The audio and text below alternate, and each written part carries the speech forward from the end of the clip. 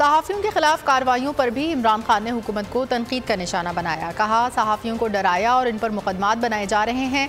इमरान, रियाज, अयाज अमीर, समी इब्राहिम लिफाफे नहीं लेते। साबिर शाकिर मुल्क छोड़कर बाहर चला गया।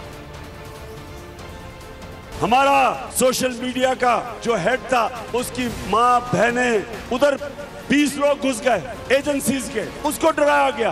काफी जिनकी इस मुल्क में इज्जत है कि उनके ज़मीर की कोई कीमत नहीं, वो लिफाफे नहीं लेते।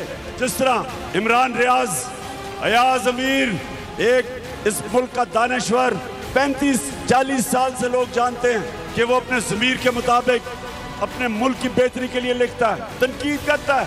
मेरी उसने बहुत तनकीद की, उसको जिस तरह जलील करने की कोशिश की गई। समी इब्राहिम, उसको जो उन्होंने मार पड़वाने की कोशिश की गई। साबिर शाकिर मुल्क से बाहर चला गया, डराया धमकाया।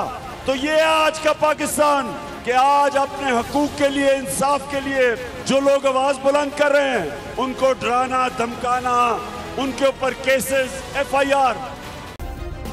सब्सक्राइब करें और बेल दबाएं ताकि कोई खबर रह न जाए।